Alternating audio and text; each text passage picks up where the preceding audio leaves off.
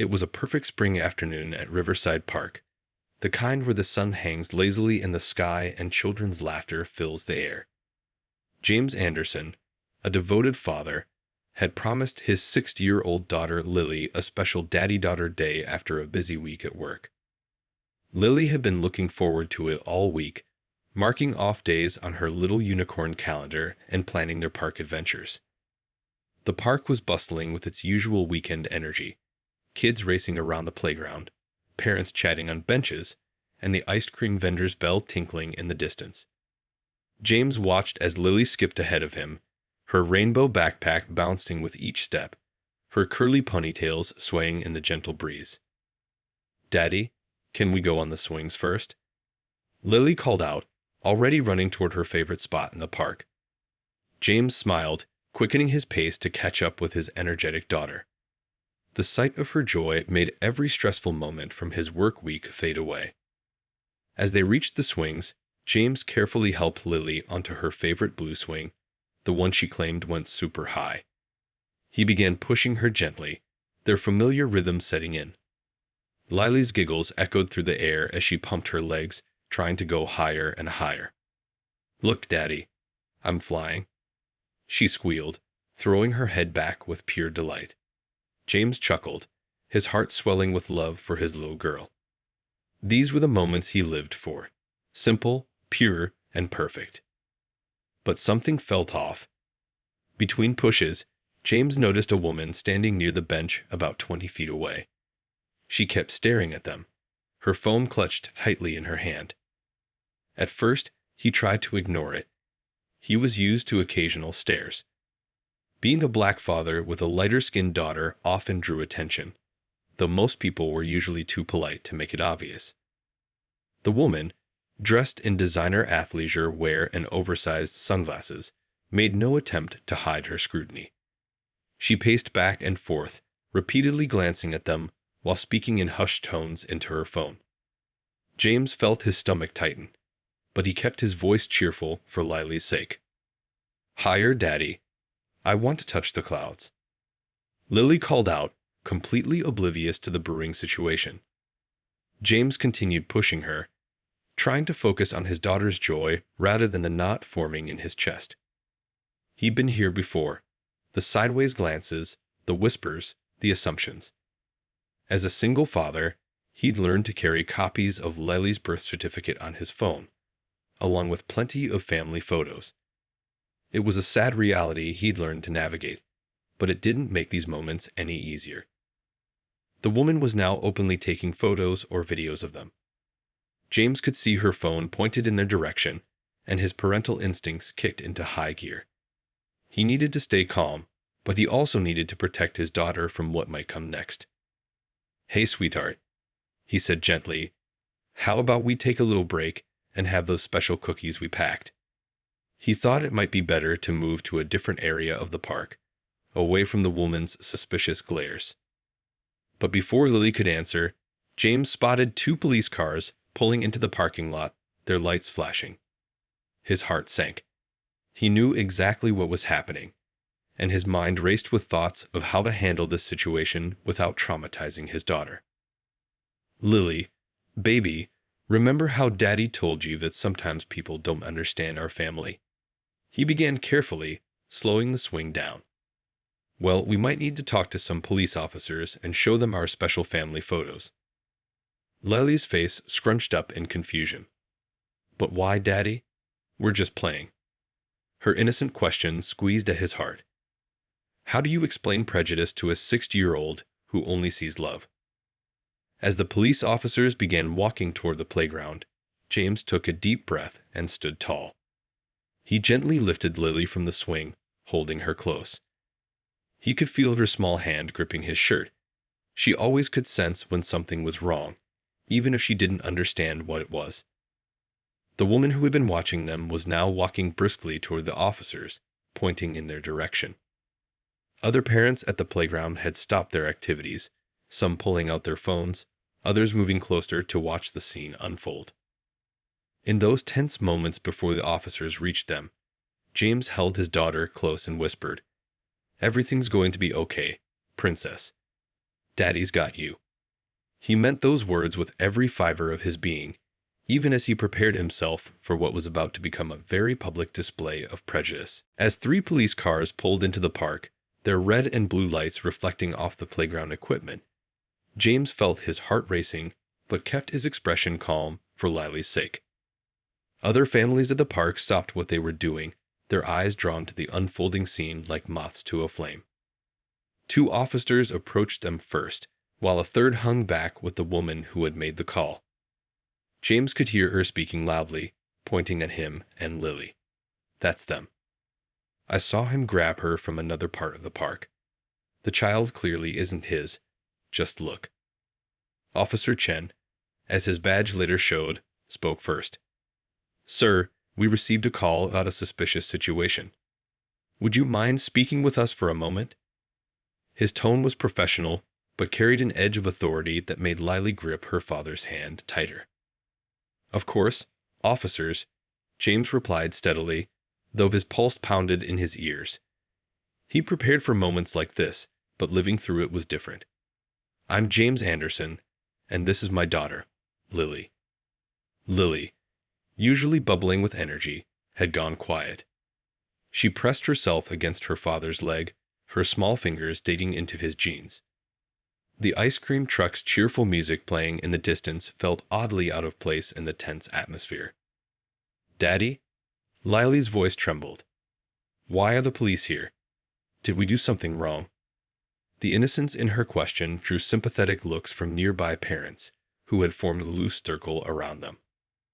The second officer, Officer Torres, knelt down to Lily's level. Hello there, sweetheart. We just need to ask your daddy a few questions. Can you tell us who this man is to you? Lily looked up at the officer, her eyes wide but clear. This is my daddy, she said firmly, some of her usual confidence returning. We came to play at the park because I got all A's on my report card, and Daddy promised we could have a special day. The woman who had called the police interrupted, pushing forward. That's impossible. They don't even look alike. I'm just trying to protect. Ma'am. Officer Chen cut her off firmly. Please step back and let us do our job. He turned back to James. Sir, do you have any identification or documentation? James nodded, reaching slowly for his phone. I have my ID, family photos, and I keep a digital copy of Lily's birth certificate on my phone.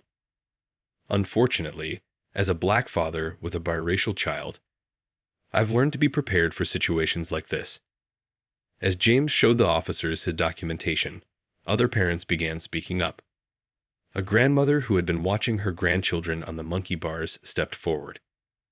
Officers, I've seen this gentleman and his daughter at this park many times. They're always playing together, laughing. There's nothing suspicious here except that woman's assumptions. More voices joined in, people who had witnessed their regular visits to the park, who had seen James and Lily at school pickup, at the local ice cream shop, at community events. The circle of support growing around them was turning this moment of prejudice into something unexpected, a demonstration of community solidarity. The woman who had made the call began to look uncomfortable as more people spoke up. Her certainty seemed to waver as she realized how many people knew James and Lily as father and daughter. Officer Chen reviewed the documentation and listened to the witnesses. His expression softened. Mr. Anderson, we apologize for the disruption to your day. Everything appears to be in order here. He turned to address his fellow officers. We're done here. But the incident had left its mark. Lily's eyes were filled with questions her 60-year-old mind was struggling to process.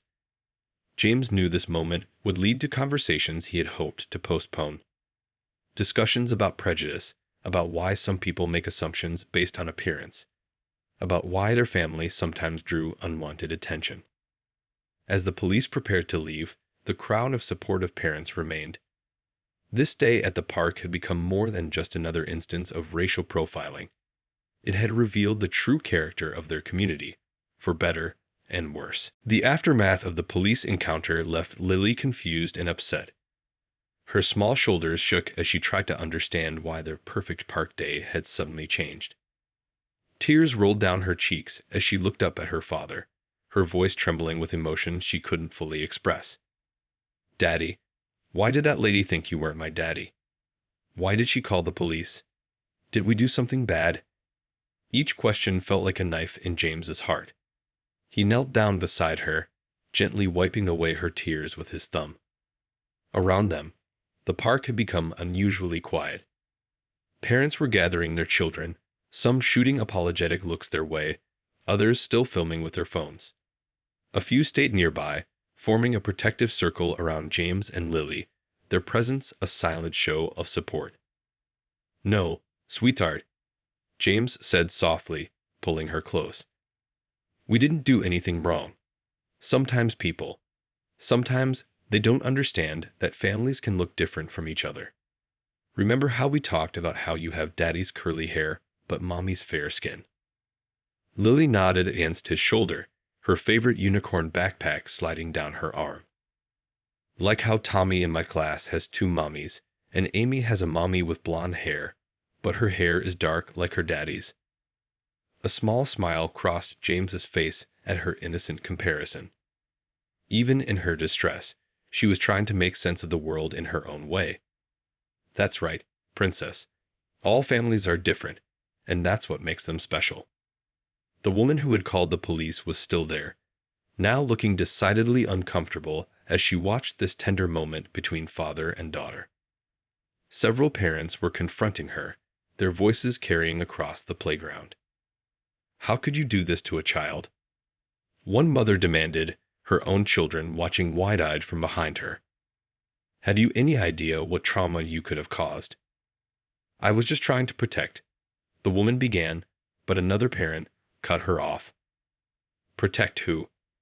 "A happy child playing with her loving father. The only person causing distress here is you." Lily lifted her head from her father's shoulder, her eyes red but curious as she watched the adults arguing. "Daddy, why are they mad at the lady?" James took a deep breath, choosing his words carefully. "They're upset because what the lady did wasn't right. But you know what's important?" He gently turned Lily's face toward his. "What's important is that there are more people who understand love doesn't have a color." As if to prove his point, a little boy about Lily's age ran up to them, holding out a slightly melted chocolate ice cream cone. "Here," he said shyly. "My mom says ice cream makes everything better." The boy's mother stood nearby, smiling warmly. "I'm so sorry about what happened. We come here every weekend, and we've seen you both so many times. What that woman did was inexcusable." More parents began approaching, offering kind words and support. One father mentioned he had recorded everything, in case James wanted to file a complaint. A teacher from Lily's school, who happened to be at the park with her own children, came over to give Lily a hug. Lily's tears slowly dried as she accepted the ice cream, a small smile finally returning to her face. The simple kindness of a child had done what all the adult explanations couldn't. It had shown her that for every person who didn't understand, there were many more who did. "Look, Daddy," she said, chocolate already smeared around her mouth. "I got ice cream after all." Her resilience amazed James. How quickly children could bounce back from difficult moments when surrounded by love and support. James watched as Lily and the little boy with the ice cream began chatting, their innocent friendship forming in the wake of such an ugly incident. The park was slowly returning to normal. Children playing, parents talking, the sound of laughter gradually replacing the tension in the air. But something had changed. The community had witnessed something important today, and their response had turned what could have been a traumatic experience into a powerful lesson about standing up for what's right. While the commotion at the park continued, James gently guided Lily to a quiet bench beneath a large oak tree. He pulled out his phone, showing her a treasured family album he always kept handy. The screen lit up with dozens of photos, memories of their life together that no one could question. "Look at this one, Princess," he said, swiping to a photo from the day she was born. Here's when you first came into the world. See how tiny you were? The picture showed James cradling newborn Lily, his eyes filled with tears of joy, her small hand wrapped around his finger. Lily leaned in closer, chocolate ice cream temporarily forgotten. Was I really that small, Daddy? She stared at the image, fascinated by her own beginning. And look, you're crying. Happy tears, James explained, his voice soft with a memory. The happiest tears of my life. And here's us at your first birthday. He swiped to another photo showing Lily face first in a birthday cake, James laughing behind her. As they scrolled through more pictures, Lily's first steps, her first day of preschool, countless daddy-daughter moments. A small crowd of supportive parents and children gathered around them. The photos told a story that no one could deny. The story of a father's boundless love for his daughter. Mr. Anderson, a gentle voice interrupted. It was Mrs. Reynolds, Lily's kindergarten teacher. I've called the school principal to inform her about this incident. We want you to know that the school stands with you completely. More people stepped forward with their phones, showing James the videos they'd recorded of the entire incident. We've got everything documented, one father said firmly. The way that woman profiled you, how she called the police. None of this was okay. Meanwhile, Lily had found her favorite photo in the collection. One from last Halloween, where she was dressed as a scientist and James as her lab assistant. Daddy, remember how you helped me make all those crazy potions? She giggled, the trauma of earlier events temporarily forgotten in the warmth of the memory. The woman who had caused all the trouble was still lingering at the edge of the park, now looking deeply ashamed as she watched the community rally around James and Lily. Several parents had confronted her with their phones, recording her face and actions, making it clear that her behavior wouldn't be forgotten. I have the officers' badge numbers and names, a park regular named Mr. Chen offered, handing James a piece of paper. Just in case you need to file a report. What happened today? It shouldn't be swept under the rug. As James thanked everyone for their support, he noticed Lily showing her new friend the photos on his phone. See? That's me and Daddy at the beach last summer, she explained proudly. He taught me how to build the biggest sandcastles.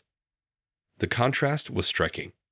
While adults discussed documentation and potential legal actions, the children had already moved past the incident, focusing instead on sharing stories and making new friends. Their natural ability to see past differences was a powerful lesson for everyone present. A local community organizer who witnessed everything approached James. If you're willing, she said quietly, your story could help create real change in our community. People need to understand that families come in all colors and combinations. James nodded thoughtfully, watching Lily laugh with her new friends. The documentation in his phone, both the family photos and the videos of today's incident, told a powerful story. A story about love, prejudice, and the choice people make to either divide or unite a community. Sometimes, he said, loud enough for everyone nearby to hear, the best way to fight ignorance is to shine a light on it. Today showed us the worst and the best of our community. Maybe it's time to make sure the best wins. As the afternoon sun began to soften, James realized that what had started as a simple trip to the park had become something much more significant. A moment that could help shape not just his daughter's understanding of the world, but perhaps the community's understanding of itself. By Monday morning, videos of the park incident had spread across social media like wildfire.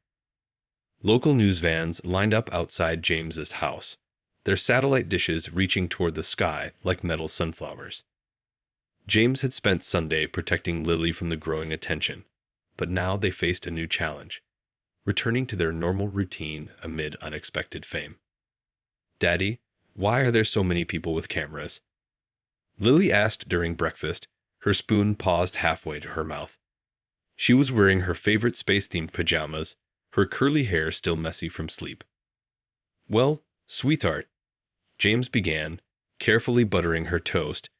Remember how some people at the park had their phones out yesterday? They shared what happened because they thought it was important for others to see. The doorbell rang for the 5th time that morning. James ignored it, just as he'd ignored the others. His phone buzzed constantly with messages of support, interview requests, and even a few angry comments from people who somehow thought he was wrong for simply being a father. Ms. Wilson from next door called, James said, trying to keep things normal. She offered to drive you to school today to avoid all the cameras. Their elderly neighbor had been one of the first to reach out, bringing over a homemade lasagna and fierce words of support. Outside, the community was responding in unexpected ways. The local parent-teacher association had organized an emergency meeting. The neighborhood watch group was discussing new guidelines about racial profiling. The incident had sparked something larger than just one family's story. At school, Lily's classmates treated her like a mini celebrity, but not for the reasons James had feared. "My mom says your daddy is a superhero," one little boy announced during morning circle time. "She says he is teaching people about love being stronger than hate." The children's innocent understanding of the situation brought tears to many teachers' eyes. They didn't see a viral video or a social justice issue. They saw a classmate whose daddy loved her so much that he stayed calm and strong even when adults were being mean. Local businesses began putting up signs in their windows. "All families welcome here, and love knows no color." The ice cream shop where James and Lily often stopped after school offered free ice cream to any parent and child who came in together, regardless of how different they might look. The woman who had called the police was identified through social media as Patricia Henderson, a local real estate agent. Her office placed her on immediate leave, releasing a statement distancing themselves from her actions. But what happened next surprised everyone. Instead of hiding or making excuses, Patricia asked to meet with James, not for publicity, but for understanding. She wanted to face the consequences of her actions and learn from them. Her request sat in James's email inbox, waiting for him to decide if forgiveness could be part of this story. "You know what's funny, Daddy?" Lily said that evening as they looked through supportive cards that had arrived in the mail. "Remember how you always tell me that bad things can lead to good things if we're brave enough to learn from them?" James paused, a colorful handmade card from a local Girl Scout troop in his hands. "I do remember saying that. Why do you bring it up, Princess?" "Well," she continued, her small fingers tracing the glitter on another card, "maybe this bad thing is turning into a good thing. Look how many people are being nice to us now.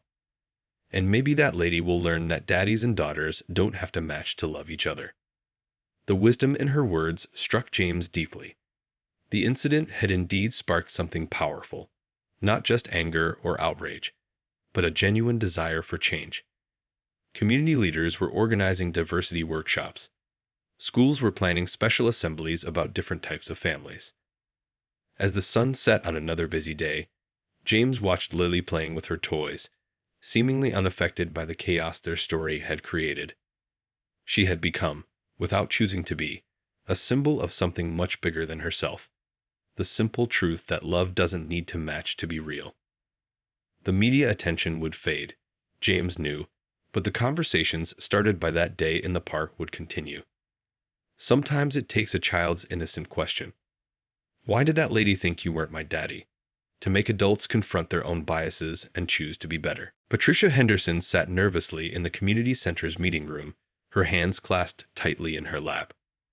The room was bright with afternoon sunlight streaming through large windows, but she felt a heaviness in her chest that no amount of sunshine could lift. After a week of public backlash, lost clients, and deep personal reflection, she had agreed to participate in a mediated conversation with James. The local diversity council had arranged the meeting, hoping to turn this incident into a learning opportunity for the whole community. "Take a deep breath," the mediator, Dr. Thompson, said gently. "Remember, this is about understanding and growth, not punishment." The door opened, and James walked in, his expression calm but guarded. Patricia felt her throat tighten. The man she had so quickly judged, whose day with his daughter she had ruined, whose character she had questioned without a second thought, was now sitting across from her. The weight of her actions felt heavier than ever. She began, her voice shaking. I've spent every day since the incident watching that video.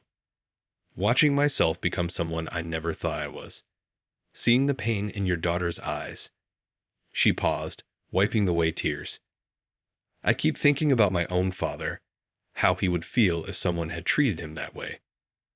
James listened quietly, his hands folded on the table. The silence in the room was broken only by the distant sound of children playing in the park outside, a reminder of why they were here. My real estate office fired me, Patricia continued. But that's not why I'm here. I'm here because I need to understand. I need to be better. My grandchildren are biracial, and I never thought. I never connected. She struggled to find the words. James leaned forward slightly. You never connected that your reaction to me and my daughter could be the same reaction your grandchildren and their father might face. His voice was gentle but firm. Patricia nodded, fresh tears falling. I've always prided myself on not being prejudiced. I have friends of all backgrounds. But that day, I acted on assumptions I didn't even know I had. I robbed your daughter of feeling safe in her own community. The conversation continued for hours. They talked about hidden biases, about the weight of snap judgments, about the responsibility of community members to protect all children, not just some. Patricia shared stories about her own journey of self-discovery since the incident. I've enrolled in diversity training courses, she explained. I'm working with local multicultural family groups. I want to use my mistake to help others examine their own biases before they hurt someone like I hurt your family. Outside the community center, news crews waited to hear the outcome of the meeting. But inside, something more important than a news story was happening. Real human connection, understanding, and growth. My daughter, James said near the end of their conversation, asked me yesterday if the sad lady from the park had learned that love doesn't have to match. Children see things so clearly sometimes. Patricia smiled through her tears. She sounds like a wise little girl. Would it be appropriate for me to write her a letter? To apologize directly to her? Dr. Thompson watched as the two adults discussed the best way to help a child understand both mistake and forgiveness. The meeting that had started with tension was ending with hope, not just for these two people, but for the community watching and learning from their example. As they prepared to leave, Patricia turned to James one last time. Thank you, she said softly. Thank you for giving me the chance to learn from my mistake instead of just suffering for it. James nodded, understanding that true change comes not from punishment, but from the willingness to learn and grow. Sometimes, he replied, the hardest lessons teach us the most important things. Their meeting made headlines, but not for the reasons people expected. Instead of more conflict, they had shown a path forward. How communities can heal, how people can learn, and how prejudice can be transformed into understanding, one conversation at a time. The school auditorium buzzed with excitement as parents, teachers, and students filled the rows of seats. James stood backstage, adjusting his tie nervously. Never in his life had he imagined becoming a public speaker, yet here he was, preparing to address hundreds of people about his experience. Lily peeked out from behind the curtain, her eyes wide with wonder at the growing crowd. Daddy, look, my whole class is sitting in the front row. She was wearing her favorite purple dress, the one she insisted was perfect for important daddy-daughter days. The principal's voice echoed through the microphone, introducing their special assembly about families, love, and understanding. Today's speaker is someone many of you know, a father whose recent experience sparked important conversations in our community. James felt a small hand slip into his. Don't be scared, Daddy, Lily whispered. Just pretend you're telling me a bedtime story. Her simple encouragement made him smile, easing the butterflies in his stomach. As they walked onto the stage together, the applause was warm and welcoming. James saw familiar faces, parents from the park that day, teachers who had supported them, even Patricia Henderson sitting quietly in the back, there to support the message of change. "Good morning," James began, his voice steady. "A few weeks ago, my daughter and I went to the park for a simple afternoon of fun. What happened next taught us all something important about judgments, courage, and the true meaning of community." The children in the audience listened intently as James shared their story, not as a tale of discrimination, but as one of hope and learning. He talked about how families come in all shapes, sizes, and colors. How love isn't about matching appearances, but about what's in our hearts. Sometimes, he explained, gesturing to the family photos displayed on the screen behind him. The most beautiful gardens have different types of flowers. Imagine if all flowers were exactly the same. Wouldn't that be boring? The younger students giggled at this, while the older ones nodded thoughtfully. Teachers dabbed at their eyes, seeing how their daily lessons about acceptance and kindness connected to this real-world story. Lily stepped forward when it was her turn to speak, her voice small but clear. "My daddy doesn't look like me, but he makes the best pancakes, helps me with my homework, and gives the biggest hugs. That's what makes a daddy special." Her simple words brought tears to many eyes. Parents hugged their children closer, reflecting on their own family bonds and perhaps examining their own hidden biases. The assembly continued with other families sharing their stories. Adoptive parents, mixed-race couples, single parents, grandparents raising grandchildren. Each story added another thread to the tapestry of their community's diversity. During the question and answer session, a small boy raised his hand. "Mr. Anderson, did you feel scared when the police came?" His honest curiosity opened the door for a deeper conversation about courage and standing up for what's right. James answered thoughtfully, "I was worried, but I knew that being Lily's father was more important than being afraid. Sometimes being brave means staying calm even when others aren't." As the assembly drew to a close, students lined up to share their own family stories. One girl proudly showed a picture of her two moms. Another talked about living with his grandparents. Each child understood that different didn't mean wrong. The school announced new programs promoting family diversity, art projects celebrating different family structures, books featuring various types of families, and regular community gatherings where families could share their cultures and traditions. Afterward in the hallway, James overheard a young student telling her friend, "See, love makes a family, not how you look." It was perhaps the best summary of everything they had hoped to teach. Walking back to their car, Lily skipping beside him, James realized that their park incident had become more than just a painful memory. It had transformed into a catalyst for change, a teaching moment that reached far beyond their own experience. 1 year had passed since that life-changing day at the park. James sat in his newly opened community center office, surrounded by photos of families of all kinds. The sign on his door read Family Unity Project, where love makes a family. The incident that could have left lasting scars had instead sprouted something beautiful. James had used his savings and community donations to create a safe space where families could find support, understanding, and acceptance. The center offered counseling, educational programs, and most importantly, a place where no one had to explain why their family looked the way it did. "Daddy." Lily's voice echoed down the hallway as she burst into his office after school.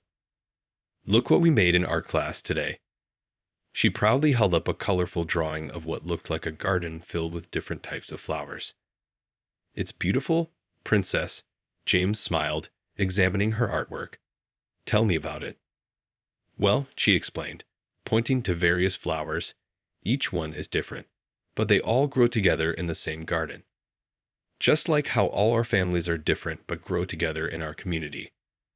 Her explanation showed how much she'd grown in understanding over the past year. The center was bustling with activity. In one room, a support group for multiracial families shared their experiences. In another, children participated in art therapy sessions, drawing pictures of their unique family stories. The walls were covered with these artworks, each one telling its own special tale. Patricia Henderson, who had become one of the center's most dedicated volunteers, was leading a workshop on recognizing and overcoming unconscious bias. Her journey from that day in the park had inspired many others to examine their own prejudices and work toward change. "Mr. Anderson," his assistant called from the doorway, "the news crew is here for the 1-year anniversary interview." James nodded, remembering how different things had been a year ago, when cameras had surrounded his house for very different reasons. Before heading to the interview, James paused to watch through a window as children played in the center's playground. There was no separation, no judgment, just pure joy as kids of all backgrounds played together, their laughter a testament to the natural acceptance children have before the world teaches them otherwise. The reporter set up in the center's main hall, where a large mural depicted a tree with leaves of different colors and shapes, symbolizing the diversity of their community. "What made you decide to turn such a negative experience into something so positive?" she asked. James thought carefully before answering. "When something happens that shakes your world, you have two choices: let it break you or use it to build something stronger. We chose to build." Lily, who had been coloring nearby, added her own perspective. "And now lots of kids know that families are like rainbows. They're beautiful because they're different." The center had become more than just a building. It was a symbol of change. Local schools used it for diversity training. Police departments sent officers for community engagement programs. Other cities had started reaching out, wanting to create similar spaces in their own communities. As the day wound down, James and Lily walked through the center's garden, a real one they'd planted together, inspired by Lily's artwork. Different flowers bloomed side by side, creating a beautiful harmony of colors and shapes. "Daddy," Lily said, stopping to smell a rose, "remember when you used to tell me that bad things can turn into good things if we're brave enough?" "I do," James replied, watching the sunset paint the sky in various shades of orange and pink. "Well, I think we were really brave, and look at all the good things that happened." She gestured at the center behind them. "Now other kids don't have to feel scared if their family looks different." James hugged his daughter close, grateful for her wisdom and the journey they'd shared. The Family Unity Project had become more than just a response to prejudice. It was a beacon of hope, showing that love truly knows no boundaries, and that sometimes the most beautiful gardens grow from the most unexpected seeds. As they walked home in the fading light, hand in hand, James realized that their story hadn't really ended. It had just begun. Each new family that found support at the center added another chapter to a continuing tale of love, acceptance, and the true meaning of family.